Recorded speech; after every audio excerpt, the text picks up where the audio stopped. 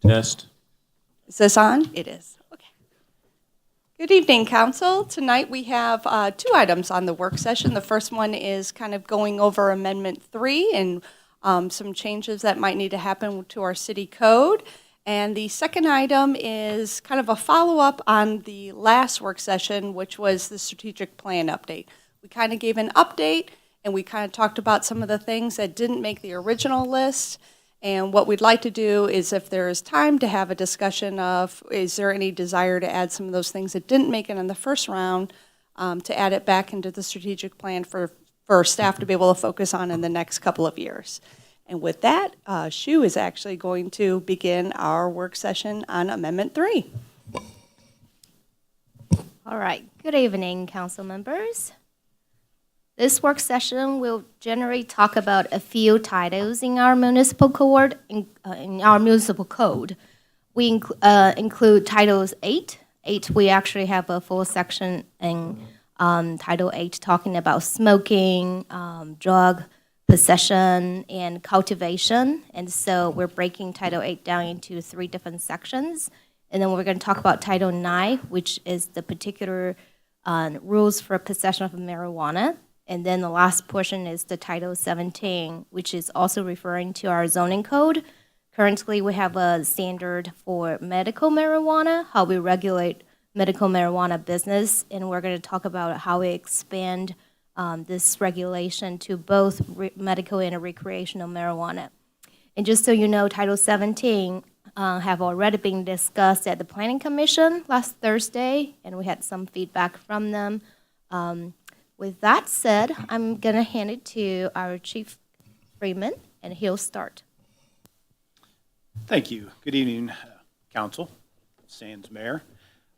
So what we tried to look at here is try to see where smoking and marijuana would touch all parts of our code as a holistic approach, and where we need to kind of start to change ordinances to be in compliance with Article 14, Section 2, which is the addition of recreational marijuana to what was already Section 1, which was when medical marijuana was established.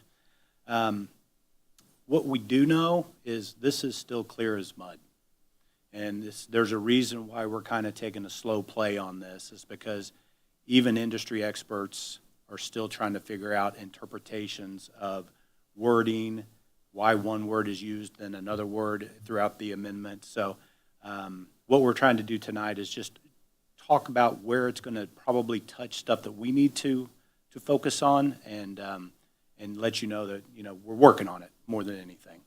So that said, Chapter 8.50 Health and Safety just talks about specifically where smoking is prohibited in city-owned facilities, and it goes on to talk about, too fast, .020 is where it's smoking is prohibited outside of certain facilities.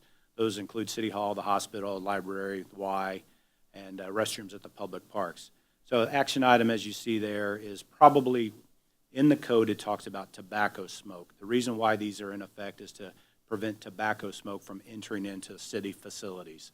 So probably an easy action item there is just to replace or add marijuana smoke to where it says tobacco smoke already. Yes, sir? Does that include vaping? Not yet. I mean, that would be something that, as council, how we define what smoke is in the ordinance. So it definitely could. Okay. So if that's the will of the council, we definitely can add that in there. So prohibition of smoking in enclosed places and public places. So there's verbiage in here, as you see in the quotation marks, the possession of lighted smoking materials in any form, including but not limited to. That's important, including but not limited to. The possession of lighted cigarettes, cigars, pipes, other tobacco products shall be prohibited in all enclosed public places within the city, including but not limited to the following places, where it goes back into the same parameters with City Hall, the hospital, and stuff like that. So the potential action item there is, again, we can interpret the wording of included but not limited to already include what marijuana smoke is. Included but not limited to lighted cigarettes, cigar, pipes. So we can just add marijuana into this section of the code. So that's marijuana smoke into this section of the code. So probably right now, as is, can be interpreted to mean marijuana smoke, but if you wanted to be more clear about it, we could certainly add it in there. So this goes into where smoking is not regulated, and this is all current code. Private residences, obviously, hotels with certain percentage of rooms allotted for smoking versus non-smoking, and then any location in the article is not yet in effect pursuant to 850.200. Goes on into the existing retail establishment whose primary business is the sale of tobacco products, and retail establishments whose primary business is the sale of tobacco products, which are located in standalone building. We have a couple of those businesses here in town, but this exemption does not apply to marijuana businesses. As you see, 17.12.040F, it's prohibited in a marijuana business. Smoking is prohibited in a marijuana business. So that's still in place already. So we're fine there. So, and then more language about where smoking is not regulated with the ballroom capacity. Not a lot to change there. So then we go on to possession of marijuana and the cultivation in the code. This was written for medical marijuana. So we have to take into account the recreational marijuana provisions that are allowed for home cultivators as well. It requires a license, a registration with the city, not a license, registration with the city. It also requires registration with the state in order to cultivate in your home. So those things don't change because recreational is now part of this code. It's just an added layer for us to pay attention to and move on. So did you want to talk about the comprehensive facility SHU? Sure. As you already know, that what the state did is to allow the existing marijuana business who holds the state license to convert their current license from medical marijuana to comprehensive business license, so they can have both medical and recreational marijuana. So at this point, when we are changing our code, we have that in our mind as well, regardless of the use of the marijuana. When we're looking at marijuana business, we're talking about two different separate group of the business conductor. When we're talking about business here, it is exempt from home cultivation. Home cultivation has been diagnosed and understood and defined as people who have obtained the certificate from the state to grow at their home and then consume themselves. However, they cannot sell it at home. They cannot conduct any business activities. So that's the true home cultivation. I believe Councilmember Graves asked this question before. Do we require buffer for home cultivation? The answer is no, because it's not a marijuana business. However, for marijuana business, we do require a buffer from the sensitive uses like school, church, daycare centers, yada, yada. So I want to make sure everybody understands the home cultivation is not part of the marijuana business that we're talking about. And Chief Freeman mentioned earlier, when you are a medical marijuana business currently, we have a code that would prohibit a consumption of marijuana on site if you have a medical marijuana business. What we're going to do is to expand it to both medical and recreation. In other words, if you're conducting a marijuana business, whether it's retail, transportation, distribution, or cultivation, if it's a business, you cannot consume on site. So, yeah. So the buffer piece is a little strange to me. So the businesses have the buffer requirement, but you cannot consume on site. That's Home correct. cultivation does not have a buffer, but you can consume on site. So Like- is the buffer not to like keep the consumption away from schools, daycares, and churches, that kind of thing? And what's the idea behind the buffer? Okay. The buffer is not tied to consumption. The buffer is only tied to like a business cultivation, retail, transportation, distribution. Sure. The reason we have a buffer over here was largely discussed when medical marijuana was approved at that time.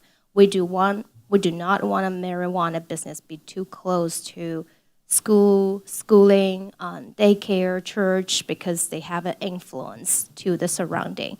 Because theoretically, especially for cultivation, they have odor and they have some sort of in and out traffic. And Sure. I believe a lot of discussion and concerns from people have been raised at that time. So the buffer was in place. However, for home cultivation, home consumption, it's like, for example, if you're growing a few weeds after you obtain proper certificate from state, you're allowed to grow the weeds at home, and then you grow the marijuana at home, and then you harvest it and you consume it at your own home, then the impact should be very minimum. I mean, theoretically, your neighbor should not even know much about it. So when we're talking about the impact to the surrounding sensitive uses, this is very minimum. I assume this is why we don't have the buffer requirement for that. However, we do require registration with the city, with Community Development Department for any home cultivation. Just so you know, this is already in place for medical marijuana. Anybody has the proper certificate from the state to grow medical marijuana shall register with the city. It's free, but the city will keep a record. So we want to make sure the ventilation is at place, it meets the building requirements, the lighting is all good, and you're not creating like nuisance to your neighboring property. Chief Freeman, you want to continue? So that kind of wraps up the chapter, Title 8 of Health and Safety, where you can't smoke, do, not do, and all that good stuff. So we get into Chapter 9, Public Peace, Morals, and Welfare, which is where our possession ordinances lie for criminal code. So 924.030, possession of drugs, and 924.040, possession of marijuana. 030 is the section of our code that basically controls the possession of drugs. Anything in the Schedule 1 through 5 of the Uniform Controlled Substance Act, and marijuana is still listed as a Schedule 1 controlled substance by the federal government. One of the things that I mentioned is like why this is still kind of not clear is I attended a webinar yesterday by the Missouri Association of Prosecuting Attorneys Office, and I learned something that I didn't know. This did not repeal or replace any of the Chapter 579 of the revised Missouri statutes, which in Chapter 579 is where all the drug code is. So technically, possession of marijuana, a Schedule 1 controlled substance, is still illegal in the state of Missouri. What Article 14, Section 2 did is create a whole list of exceptions of where you will not be held accountable for violation of Chapter 579. So when we first started looking at this, and from my perspective, it was like, okay, we have all this list of like, you can do this, you can't do that, you can do this, you can't do that. How are we going to incorporate that into code? To me, this information made it a little bit easier for me to consume on how we're going to try to do this. So my opinion is we don't have to make a lot of changes to our code. So possession of drugs is still a code for the city of North Kansas City. We will just train our people on what those exceptions are, which we've already been doing since this went into effect December 8th. We've already put out this is what someone can be arrested for, this is what someone can't be arrested for, this is what someone can have marijuana seized for, this, that, and the other, because there's a lot to it. So moving on, 924.040, specifically to possession of marijuana, was created in 2019 when medical marijuana came into play in the state of Missouri, carving that little section out of our possession of drugs and giving those reasons that someone can legally possess medical marijuana. So now we have to think about the reasons someone can legally possess recreational marijuana. So just for an example, this is some and not all of the reasons what the prosecuting attorney's office is calling unprotected conduct. So you still cannot deliver or distribute marijuana or marijuana accessories without consideration to a person younger than 21. So you still cannot purchase, possess, use, transport marijuana or marijuana accessories by any person younger than age 21. So it goes into a lot of these things where you can't operate a motor vehicle under the influence of marijuana. You can't be smoking you can't be smoking marijuana in a motor vehicle. You can't be riding in a motor vehicle and smoking marijuana. So there's a lot of these exceptions, which is, again, they're calling unprotected conduct, that we will train our people on what is and what is not the reasons that someone could get arrested still in the city of North Kansas City under current ordinance. Any questions on those as you kind of read through those? Oh, Councilmember Graves. Here locally, is there smoking allowed at parks? This is talking about like enclosed public spaces, so it just begs the question of like Town Square, Dag Park, Mackin Park. I don't believe so. I mean, I don't have the full answer to that, but I don't believe smoking is allowed in any city parks. Valerie's behind you, and she's on the saying- parks. She's saying no.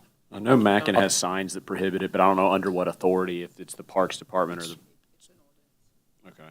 So I know There's- I there's- know It is a city alcohol's ordinance. prohibited there, so Right. I'm assuming that it would be. Yeah. But I'm just curious, like if someone was smoking at Mackin Park, then that would be prohibited. I'm assuming. Yes, sir.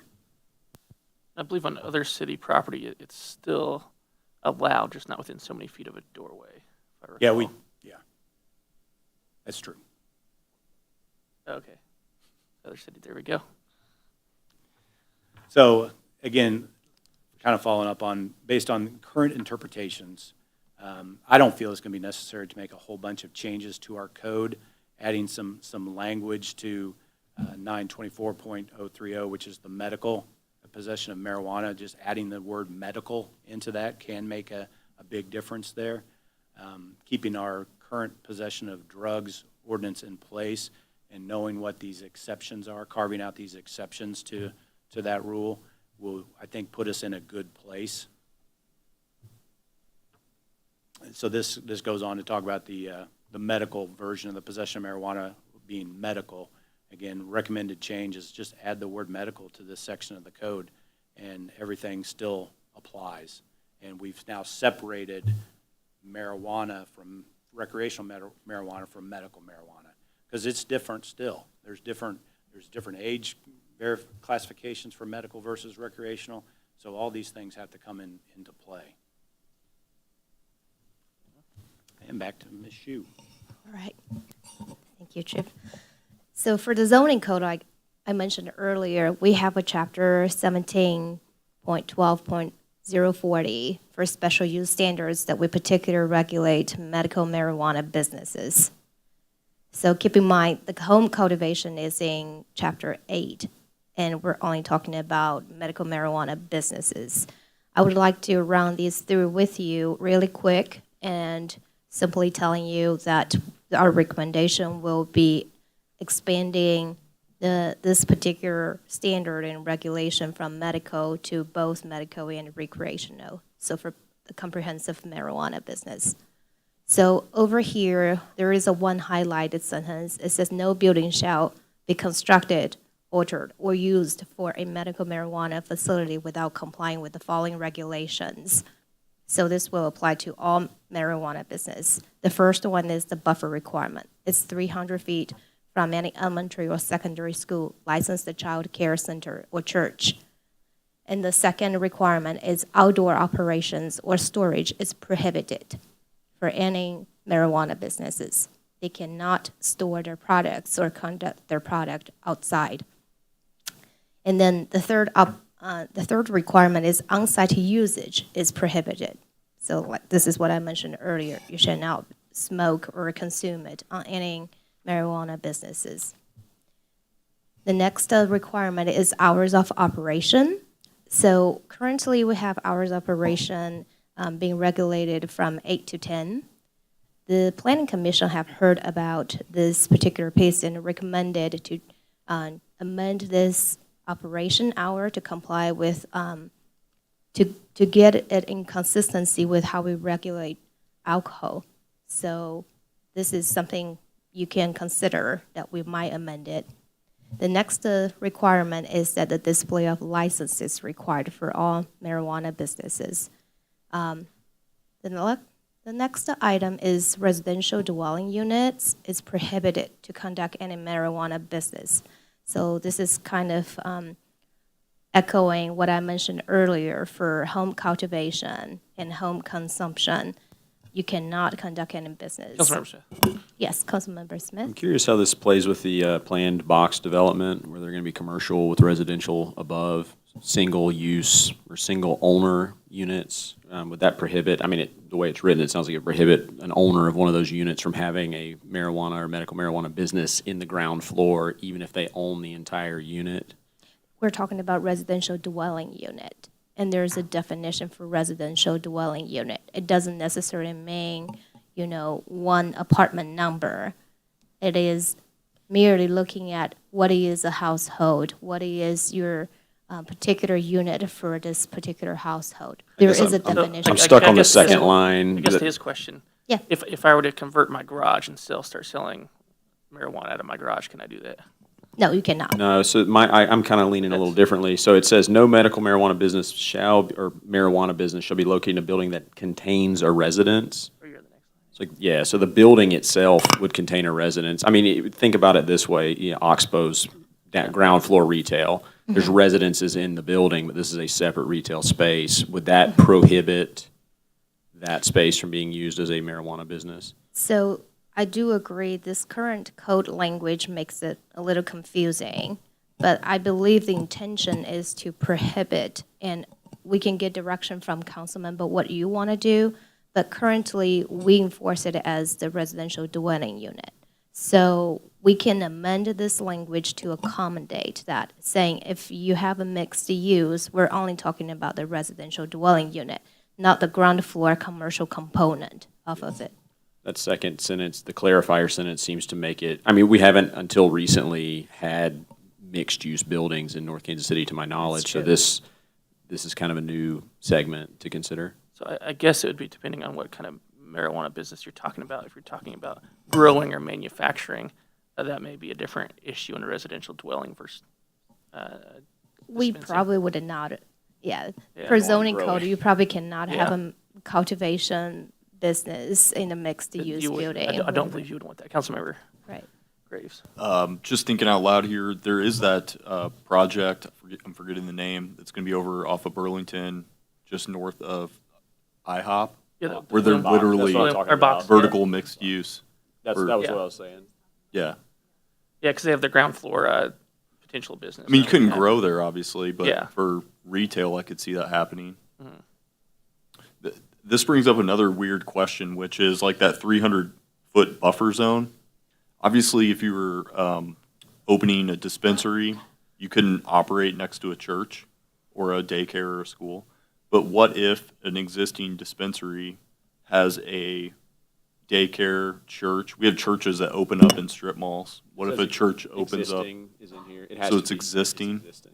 So a church can't just like open up next door and then, yeah. Demand no. That's not, I mean, it says existing business. I guess not on the screen, but. Yeah. I almost asked that same question. Because theoretically, I believe, and correct me if I'm wrong on this, but as Chief Freeman pointed out, like this, there's a lot of gray area right now, and I've read that the state is talking about opening up more permits for grow operations and retail, and so I could see other people looking to open other retail outlets here in North Kansas City. And then the other thing on here, I saw something about you can only sell within the building, not outside. There are some places in the city that have drive-throughs. Does that prevent a drive-through operation? I don't think the place down here has a drive-through, but there are some in the metro area where you can order online. You literally pull up in your car and they chuck it out the window like you're at Wendy's. I have not heard that question before, but that's quite interesting. I would assume an on-site sale, meaning you probably need to go in to pick up your order instead of having a drive-through window. And the reason for saying all that is there is a safety concern for those products and a process to confirm your identity. I do think it's the best approach to require an on-site sale to be conducted instead I've of been a around long drive-through. enough that I remember here in Northtown, we used to have a drive-through liquor store a long time ago. And is there still one in Avondale? Does that still exist, the bottle shop? I haven't been there since I was 21 years old, so It exists, it's not drive-through, though, it's not a drive. no. Do they still allow drive-through liquor stores? Does that exist anymore, or is that, I'm not familiar with any in Okay. Missouri. okay. Yeah, it used to be back in the day. But yeah, get back to Councilmember Smith's question over here, because we do have upcoming mixed-use property. We probably need to amend this language to particularly specify this only applies to residential dwelling unit, not the entire building, if that's what Councilmember directs us to do. Do I understand you correctly? Yeah, I mean, that's where I was leaning. Okay. I don't know. I mean, that might be a further discussion because this will, like, just thinking about the fallout if a medical marijuana business or one sets up shop in the ground floor of one of the new apartment complexes, that may be problematic to some residents. I don't know. And then the next one down, the ventilation requirement, someone with a normal sense of smell may be able to detect the marijuana from their apartment because this is a new vertical situation. So I really don't know where I land on it. Councilmember Graves? I mean, I'm probably the most pro-marijuana person up here, and I actually would be for prohibiting it in residential units, even in the new mixed-use space. Because the more I think about it, I think it would be detrimental to the community as a whole. I mean, I'm pro-marijuana, and I wouldn't want to live next door to somebody operating a dispensary out of their house. So, I mean, I would actually leave it as is and ban it from residential dwelling units, Okay. even mixed You still use. can't operate out of your house, though, right? I was about to say, keep in mind, residential dwelling units are prohibited for conduct any marijuana business. I said house, but I meant home, I guess. Mixed Oh, use. okay. Like if it's a mixed use situation. Right. And really, I do expect if the marijuana business ever happen in the mixed-use building, and we can specify this out in the code, it will only will only be limited to retail business. And keep in mind, we have a regulation already here that do not allow on-site consumption for any marijuana business. So they cannot buy a bag of marijuana of whatever flavor and then start smoking on site. They'll have to go back to their home, likely. Or upstairs, Yes. which would be then home. That, I mean, that's this opens true. up a whole strange can of worms. I think we leave it as is unless we see a need to change it. Okay, we can do that as well. Do rest of the council members have any comments on that? Okay, then let's wrap it up. The very last requirement, other than ventilation, is the site plan review requirement, and this will stay in place for both medical and recreation. I don't see a difference. Why would we change it for recreation? This basically saying a site plan review process is required for all the marijuana businesses. So this way, staff can review it against the building and zoning code and make sure everything is in compliance. All right.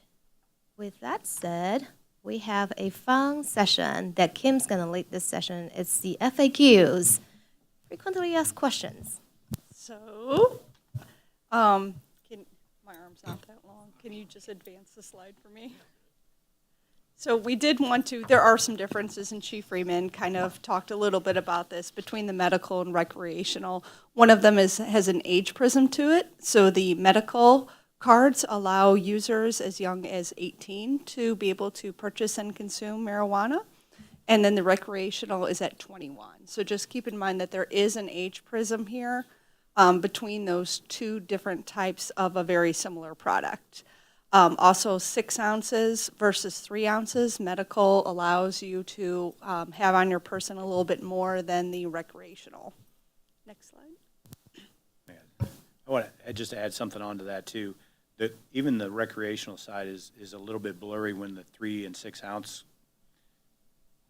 accommodation is met because, yeah, you're in violation if you're possessing more than 3 ounces, but by the language of the law, you're really not in trouble until you get to that 6-ounce range. So there's this like weird area that is still yet to be defined on how we're going to handle that. And then even moving forward, after that, it's a civil penalty. It's not even a criminal penalty until your third offense. So nobody at the state of Missouri, any organization is stepping up or being directed to take the lead on who's going to be in charge of enforcing these civil penalties or criminal code when it gets to that. So it's talked a little bit about smoking. So smoking marijuana is prohibited wherever smoking tobacco is, according to Amendment 3. There also is some direct verbiage about what the penalty for smoking in public is.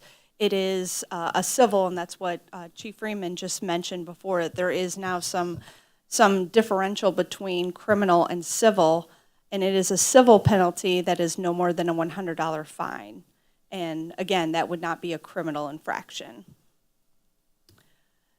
So the possession of marijuana legal everywhere, it is not. There are some very specific provisions with school, and that includes both public and private schools, as well as you can't smoke in moving cars, as Chief Freeman had said, and rental property owners will have the ability to kind of make up their own rules. Those are civil agreements, meaning that if you are a landlord and you have a tenant, that is a civil agreement, and there may be some considerations between those two private agreements. Yes. Councilmember Smith. Let's see, where are we at? Moving vehicles, so if somebody parks their car, they can smoke. I mean, I see it, I'll be blunt, I see it all the time at the park. And my kids have asked, "What's that smell, Dad?" Because we walk right by folks smoking in their cars, but they're not moving vehicles, so I don't know where that lands. There is specific language that it talks about smoking in a motor vehicle. I don't believe that has the moving component to it. That's when you said it I'll have- earlier, I heard motor vehicle. I'll check on that just to make sure and get back to you, though. Okay, thanks.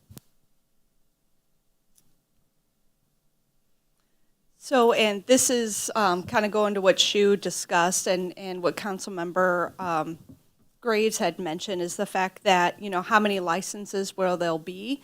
Everybody who has a medical one had the ability to convert their license. There is some discussion about additional licenses. So this is kind of an area that we're really unsure where those final numbers will land.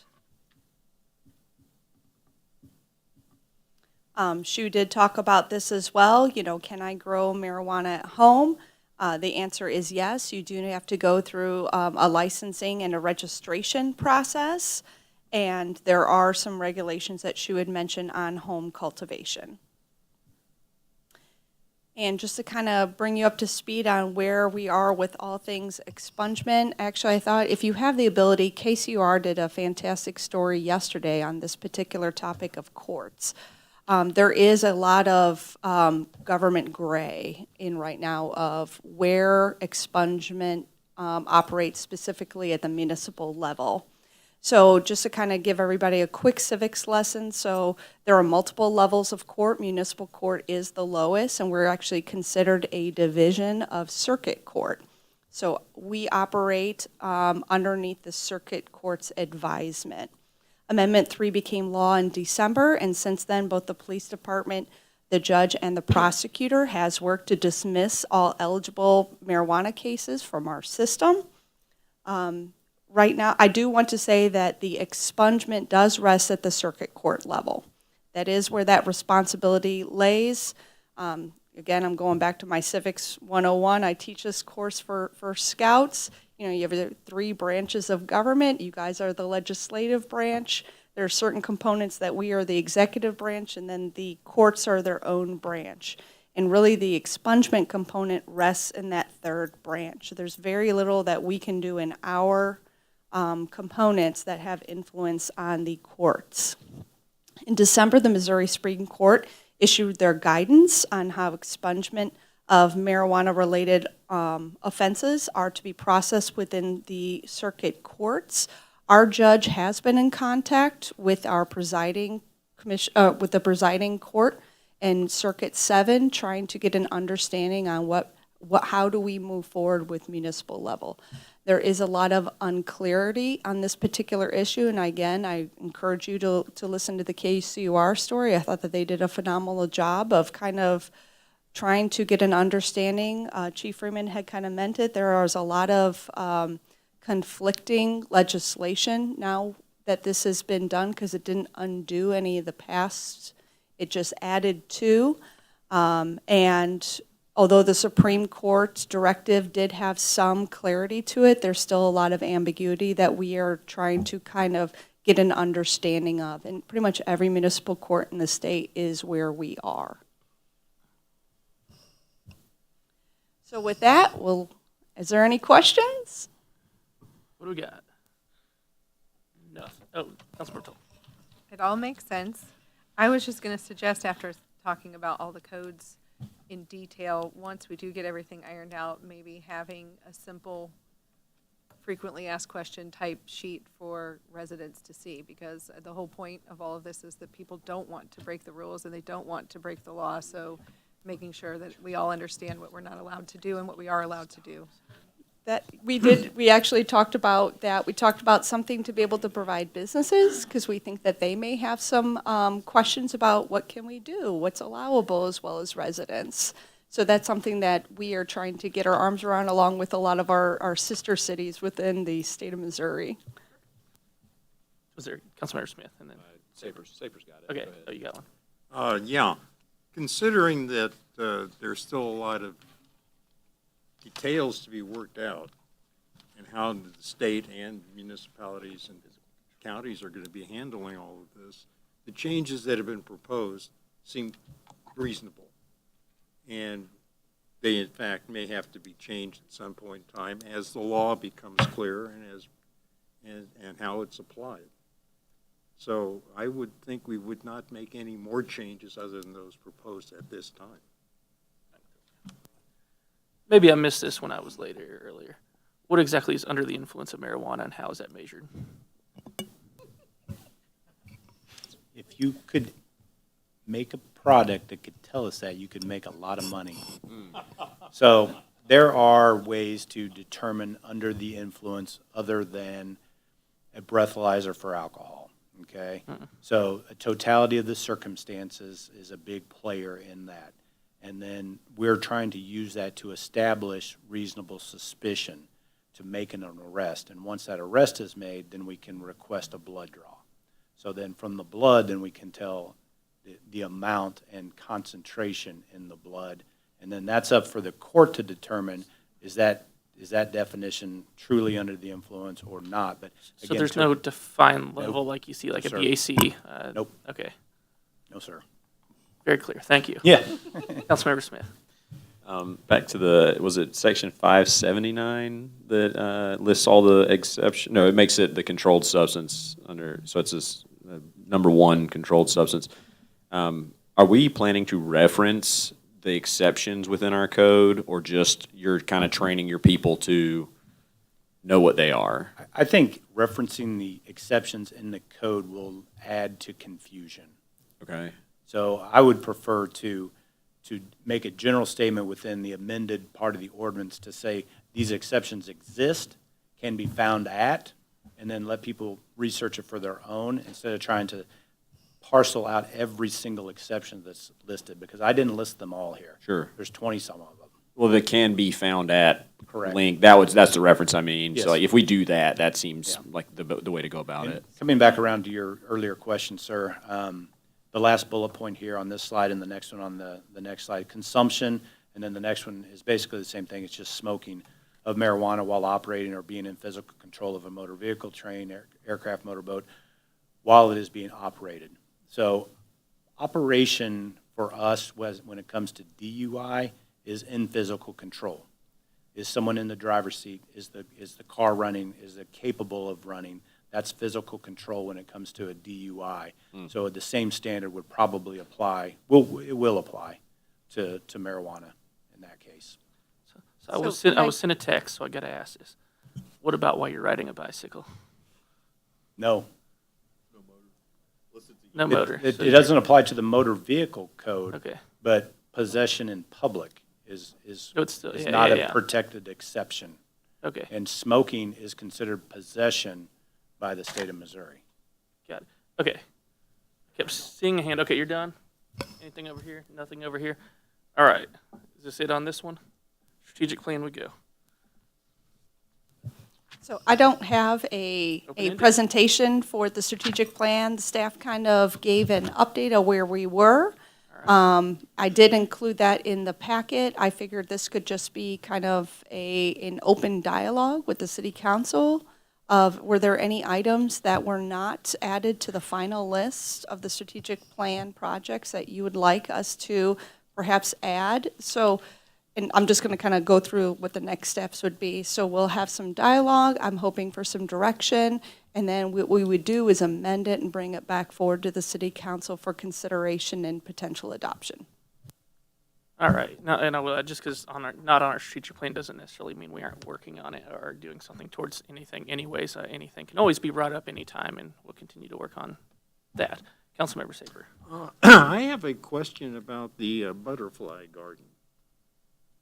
Where have we thought about placing it? And are we talking about maybe more than one? Because some of the city land that we don't use might be available for such as that.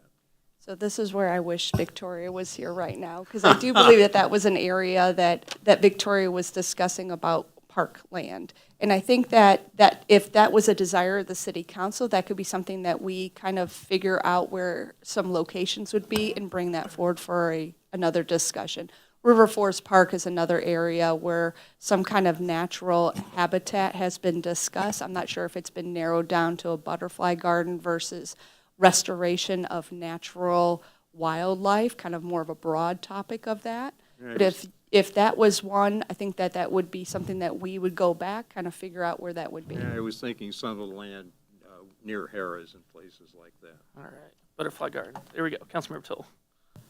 It was actually, Councilman Graves brought this up last time, but had a lot of traction and also supported is basketball courts in the park as something that I've heard a lot of parents very interested in. And some of the comments where we know that there used to be the hoop at the church, but there were some noise complaints, and if it's in the park, it would be where we expect people to be playing games, and I think it would get a lot of use. So if we could make that a priority, I would be Second. for that. All right. Okay, back over here. Councilmember Graves. Yeah, I appreciate that, and I also support adding basketball to the community work section, and then as well as, we've talked about this previously, but under financial stewardship, it goes back to what we were just talking about this work session, which is the marijuana tax for recreational. We can tax up to 3% as a municipality. I would like to add that under the financial stewardship section, and we didn't want to put it on the April ballot because we don't want to interfere with the Parks and Recs tax. That's very important. We need to get that passed. So maybe target the fall for the marijuana 3% tax. And then instead of that money going into the general fund, I think it would be cool if we, as a council, came up with some type of designated, target for those funds to, help disadvantaged people in our community, perhaps something along those lines. And then piggybacking off the basketball on community works, I do want to proceed with talking to the YMCA about the skate park. I've had conversations with them. They're very receptive. I think we could get a skate park done, as well as Tina had an idea as well for a bump track, I think it's called, around the skate park. We're supposed to be a bicycling community, and I've never participated in one, so I don't really know what I'm talking about, but it's like a bicycle track Something similar to, I believe, With- Shawnee Mission Park. with little jumps and Yeah. stuff, I guess. Sounds cool. Anyways, it would make the YMCA more of a designation for, there's a bunch of unused land on the east side of that lot, which is city-owned property. And then golf carts. Let's put golf carts forward on the agenda. We discussed it.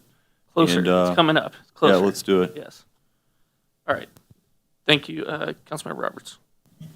I know we've kind of touched upon like our green initiatives, but I'd like to see us continue down that path, both for business, residential, and for our actual city properties. I think it makes sense to look into incentives for residential and businesses, but also convert some of our city properties to either solar or other kind of green operations. I know we're just now dipping our toe in there, and a lot of people are, but I think we're going to have a lot of space here available for us to work on that in our new initiatives. So, continuing down that. Councilmember Toll Smith. I very much support that. The other thing, and I am not an expert in this area, so this is an idea that I'm throwing out there for people who are experts in this area. I know that we already worked on the website, which is wonderful, but in a small city with small operations, it seems that we could roll a lot of our stuff over to being online in a user-friendly way that would require less work from individuals as far as taking calls and making things happen, becoming more computerized, and maybe even being able to run our own surveys if we get more things online that we don't have to pay outside agencies to run, could be something that we look into. I think the website was a good start, but I think there are a lot of operations as far as residential services even that we could make more automated and less work for individuals, hopefully, would be the point of technology. Thank you, Councilmember Smith. I'd also echo what Adam said about alternative energy. Using solar would be great. We've got a lot of flat rooftops around here. Incentivizing that in some way would be useful. And then I don't know what this would look like, but potentially creating a program where people are incentivized or at least outreach on how to use fewer resources, water, power, gas, helping people understand how to insulate their homes properly, strategies to use less water, that kind of thing could be useful. Councilmember Stokes. I think we've done a really good job of growing our city, but in Ward 4, we're hoping to look towards maintaining what we have, working on infrastructure, whether that be, I think maybe we are mapping out the waste management, but continuing to look for improvements that need to happen there, as well as erosion problems. In Ward 4, behind the park, we have erosion problems, and then in between the hospital and where the residents back up, there's a huge gully that some residents have told me that their backyards are starting to wash away all the time. We'd like to look into that. And yeah, infrastructure in general, we really feel is important. Perfect, thank you. Okay, so to quickly summarize here. Oh, there we go, please. And just one more item under infrastructure I might be interested in talking about a bit more is on the list of kind of B-list items says parking meters downtown. I'm not sure if parking meters would be a solution, but I'd maybe interested in some kind of work session addressing parking options since that's kind of a pain point. They may actually be prohibited by the state soon. They're currently working on a bill to prohibit parking meters because they have nothing else to worry about. State of Missouri's in a good shape. So let's fight on parking meters. Yeah. All right. What else? What else we got? Councilmember Toll. We had discussed, and Kim, you're going to be the one that knows this, we had discussed what to do with ARPA funds. I know we had to move it into our general fund, correct? Are we still looking to earmark that money, or no? Once it went to general funds, that's it? So we still are accounting that money as separate. So should the city council wish to have a discussion on what to do with those funds? Then I think that's definitely should be on the agenda, because we have the funds. We weren't sure what to do with them. We moved them aside. They're still there. We should determine what to do with those funds. I know at the time we had talked about helping to get lead pipes replaced from the street to houses. I don't know if how far the funds would go for that. And I'm sure there's a lot more ideas out there, but finding a use for those funds and getting them moving would be good. We'd support. Councilmember Roberts. Yeah, if we're looking to spend some of that money, I know forever ago I think with the mayor and Kim about finding ways to extend Link City, especially to apartments, so that we are fully connected and everyone can benefit, not just the people that were in the initial phase and build out. I think broadband connection is incredibly important, and when we have a free option, building it out with some of that free money makes the most sense. Thank you, Councilmember Stokes. Good. Okay. On the ARPA, I think we could just schedule a work session on that. I don't know if it necessarily needs to be in our strategic plan. We could just schedule another work session conversation to kind of hammer out details on how we want to allocate those dollars. Beyond that, that kind of leaves us with what kind of 6 general ideas here. Green initiatives seem to be one that had a lot of support. Could we roll that up in like a higher category and then drill down into that later? Yep. Just green initiatives. Okay, so we'll go green initiatives. Butterfly garden, did that one generally have support? Add butterfly garden ideas to that. Okay, basketball courts on the list. Go ahead and add that one on the list. Marijuana taxes, was that already on the list? Or we didn't know at the time? Well, I mean, we're Okay, doing it. in the we can fall. add. We plan on doing it, but yeah, we can go ahead. Shouldn't be much work left on that one because we already have an ordinance written, so we're already at the end of the process. Green. Streamlining processes, more business user-friendly online, just in general. And then, what else? A skate park and bump track. Those are the last 2 I had left there. Skate park, what do we think on skate park? Add skate park, explore skate park. Explore skate park. Bump track, what do we think on bump track? Or okay, I guess you could rephrase that then. If the goal is to do something specifically on the the back end of our lot that the YMCA is on, you want to consolidate and not looking to do something there, or specifically just these items? Just real quick on that, on that YMCA, a good portion of that is stormwater detention. So we would have to be very mindful about anything going in and around there because it is designed for stormwater. I'm good with just adding both and just exploring where they could go and what the possibilities are. We're good with adding both. And then I think that concludes the list. Golf carts. Okay. We can add that if we want, but I think that'd be the same one that is scheduled to come up in our next, I don't have the sheet up. 3 work sessions, maybe, something to that effect. So it should be fairly soon on that one. But yeah, so the rules will be drafted and that should be, or they should be pretty close, I think. All right, what else did we have? Sorry, I left that. That's why that one was not on there, because that one I've already seen, and I know it's on a list of things coming up. All right, then there we go, Councilmember Graves. One other thing that Saper, Fitzgerald, and I have talked about, and Michael's not here, obviously, is doing that. What would you call it? Like a construction standards, that meeting with Yeah. Fair contracting. Fair Contracting Alliance, yeah. Stuff, yeah. Yeah, that's something that I would like to work toward too. All KCMO already has it in place so that we have kind of an ordinance that look at that Yeah. they've done.